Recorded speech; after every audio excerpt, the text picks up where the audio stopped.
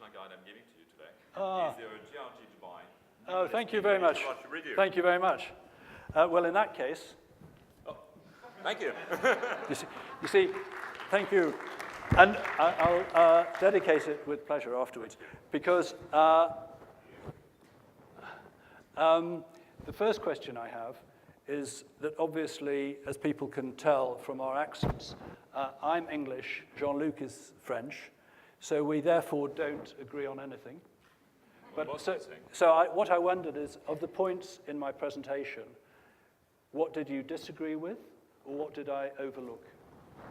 Well, that's interesting, obviously, because of the background I have. We had the pleasure, Nick and I, to never be together, but to share exactly the same job. What was interesting is you were eating in the best restaurant in the world, and that's what I've been doing for the last 10 years of my life, being the CEO of the Michelin Guide. So that was interesting to do that.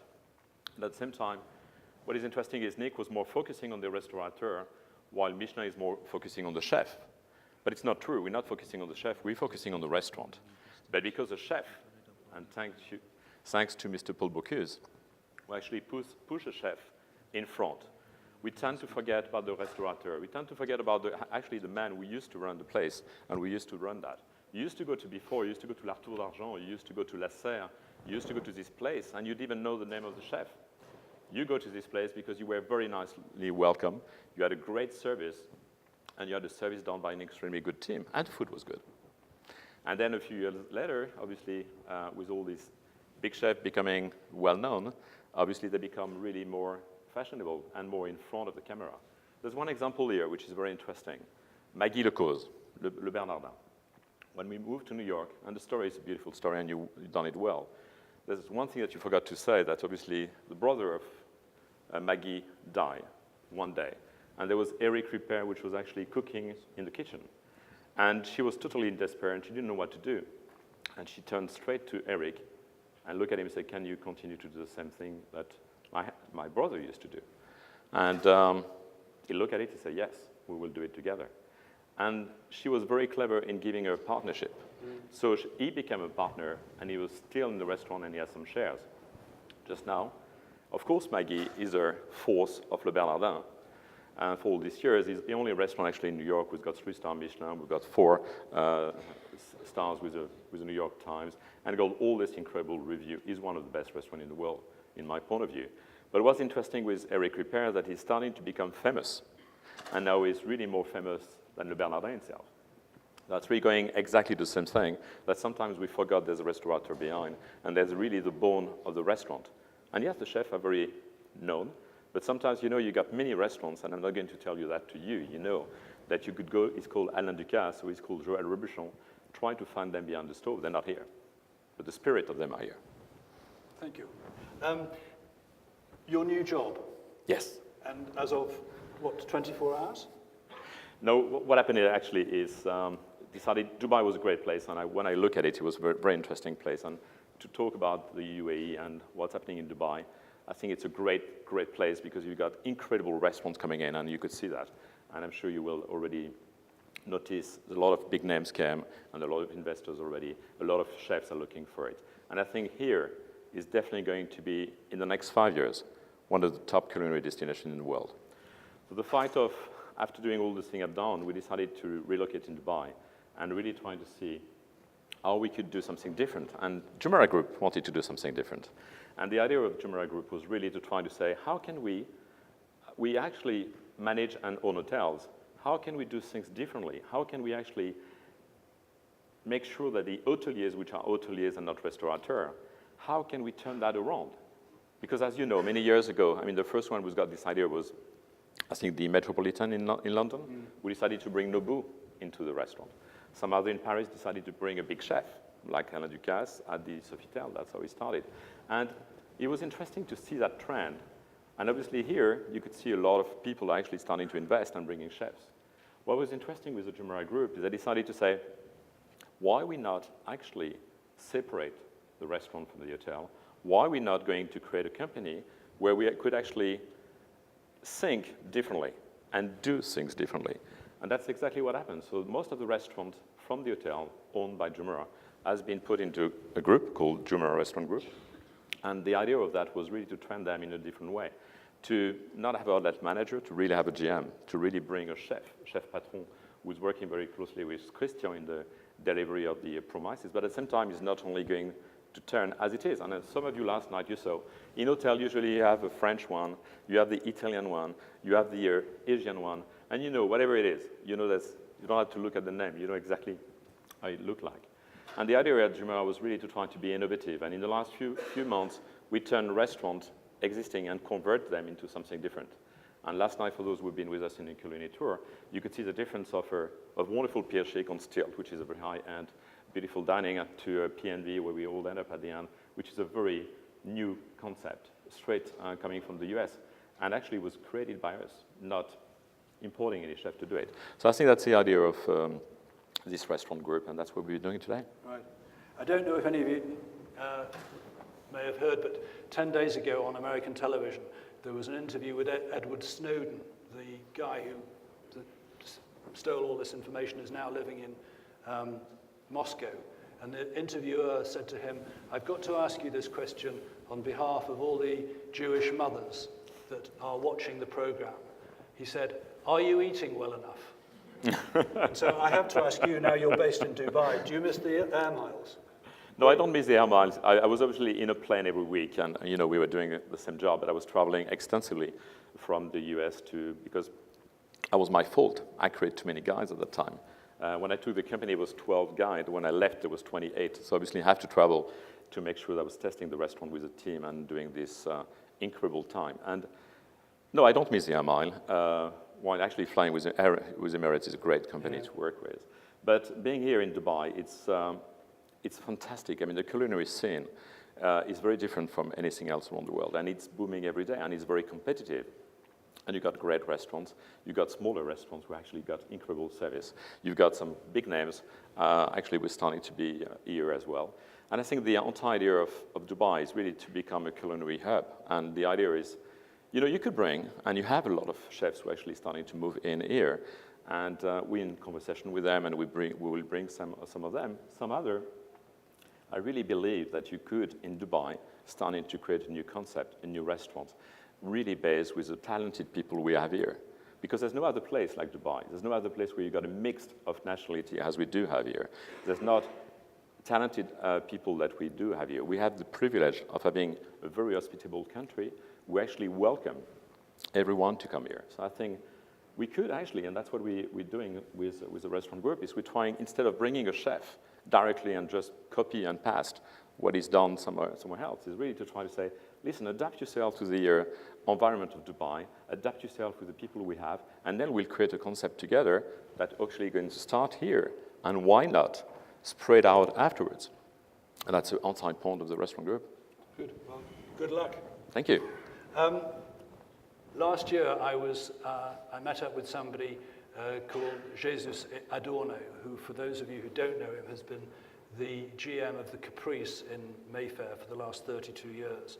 He's extremely softly spoken, and we were sitting opposite each other, and then towards the end of lunch, he said to me, you know, Nick, I think after all this time, I've learned one thing, that life in the restaurants is getting better and better for customers and more difficult for the restaurateur.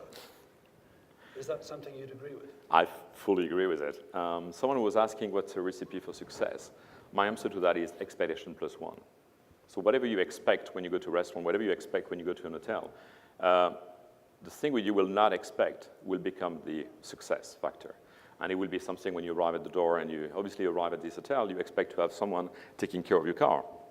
When you're coming back and you fit your car, if there's something like a little bottle of water, a little flour, whatever, then that will be the plus one, and that will be your expectation. And people are traveling a lot around the world, and they are obviously now trying to new hotels, and each hotel actually starting to fight in order to put a plus one on the side. The restaurateurs are doing the same.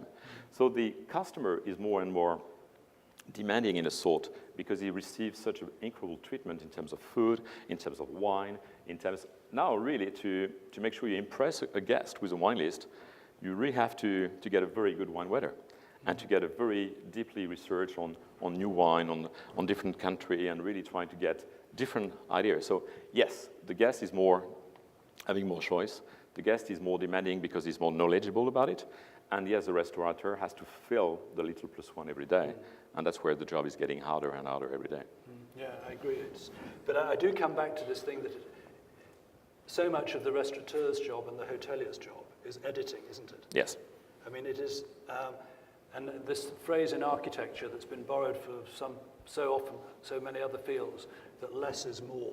Yes. Is really increasingly important for the customer. Absolutely agree. When we say less is more, at the same time, I like this sense of humor. I think the entire business we are in, it's a business where we give pleasure. It's a business where we actually provide joy, where we actually welcome guests in our own restaurant or in our own hotels. And I think it's all a matter of joy, of welcoming. And at the same time, I mean, I see so many people in this business taking themselves too seriously. Yeah. And I think Oscar Wilde used to say, I think life is too serious to be taken seriously. Yeah. You could do a serious job, but don't take yourself seriously. Yeah, that's what I would recommend to any restaurateur or any chef. Yeah. And finally, before I ask for some questions, I heard a very interesting bit of gossip. Yes, and tell me. Everybody loves gossip, don't they? Oh, we have a lot of gossips here. Good. Which was that there was a possible potential takeover of Michelin by Bloomberg. It's obviously true because you're laughing. I like that because actually, I tell you the story because it's going to take 1 minute, but Michelin and Bloomberg, I think I started the negotiation a few years ago, not to be bought by each other, but to provide content to each other. When we moved to the States, as an example, and I was bringing Michelin Guide to the US, and it was a brand new market. It was totally different. He was very Francophile. You know, he was really based in France and a few countries around Spain and Italy and Belgium and England, of course. But at the same time, I mean, it was very, very European. So I decided to move to the US, and I said, how am I going to do that? And obviously, my competitor, in a sense, was Zagat. And my other competitor was Forbes guy, the mobile guy at the time. So I went to see the mobile guide, and I tried to understand how they work. And I look at it, and I was like, nothing to buy in these companies. I didn't buy the companies. The company was for sale. So we didn't buy the company, but what is interesting is quite a few people, after I stayed for 3 days, actually moved and were part of the Michelin US team because they wanted to move with us.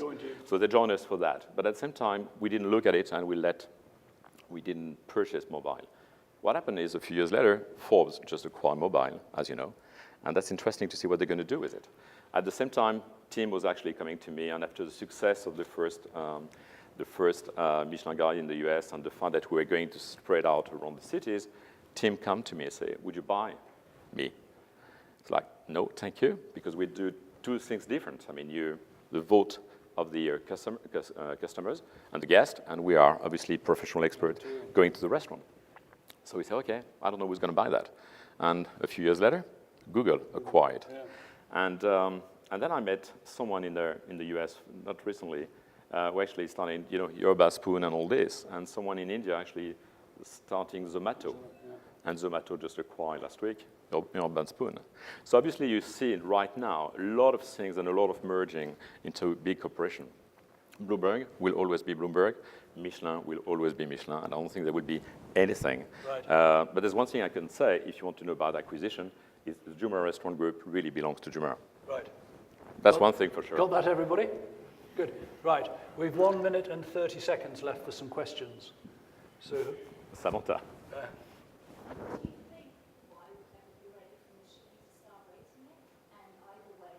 Sorry, there's a microphone just there. Do you think Dubai will ever be ready for Michelin to start rating it? And secondly, either way, what do we need to see more of from an F&B concept development? That's a question for you. For me? For both of us. No. Well, actually, Dubai is a great platform, as I said before, and there's a lot of good restaurants. Now, the problem is you don't know who they are. And when you actually ask people, they always give you 3 or 4 names, which are always the same. And I think what we're lacking here is a proper authority to tell. And the only authority we have today, and thank you for Samantha for asking that, as you know, is Food Diva, and that's the only one we trust and we recommend here. But at the same time, you have some other awards, and you don't know what they're doing. So I think it's interesting to have a proper authority. In the meantime, we don't have yet a Nick Lander here doing Financial Times and doing the same review as he's doing, or Frank Bruni used to do, or Mimi Sheraton from New York. And I think that's what we're lacking here as well in the newspaper. So I think there's a job for both of us here. Yeah, but I also think having spent the last 30 years professionally in London, the confidence that comes once you have several restaurateurs and chefs who are doing great things is extraordinary. And I think it's probably the self-confidence that you lack at the moment, and that will just develop over time. And the more people come here, enjoy the food, talk about it, the better it is for Dubai. Question in the back. Sorry. Yep. Sorry. Microphone back here. Over there. Yeah. You rightfully said that Dubai could become a premier international dining destination in the next 5 years. What do you think is missing in the Dubai landscape to kind of reach the level of the other premier international dining destinations? For example, we don't really have owner-operated restaurants or small restaurants that are not in hotels that are licensed, obviously, so that's a limitation. Do you have any idea what you think is missing in the landscape here? Well, I would think that the first thing would actually attract more people here is, everything is either in a hotel, so obviously the hotel has the privilege to bring a chef, a new concept or whatever, and that's what we're doing at Jumeirah, and we're very fortunate to have so many locations that we could do that. But at the same time, if you're looking there's all this huge development, commercial development around, and as you clearly say, there's less and less people, and even here, we actually started to see a lot of development with Dubai Mall, of course, is going to be extended. D3 is next door. I mean, you have all this incredible project, and there's more like 20 of those with incredible retail space. And when you look at this retail space, 30 to 40% of those will actually become restaurants. If you look at GBR as an example, if you look at the Box Park, or if you look at the next one of Meraz, who's going to be next door as well, the beautiful walk, that's going to be massive in terms of restaurant. The new offering will be absolutely incredible.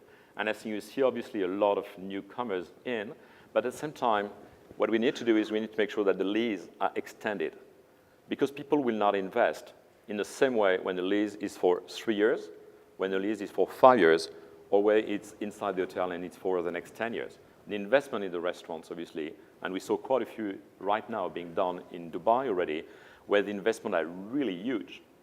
And what the consequences of that is they're asking a huge price to what they offer compared to any other country somewhere else, just because they have to pay the rent. And that's one of the things we actually might tricky the question here, and needs to make sure that the lease and the fact that we could really get some important things will be longer in order to be more viable and to get a better supply of restaurants. Do we have time for? No? I think there was one at the back here. Absolutely. Thank you very much. Thank you. Thank you.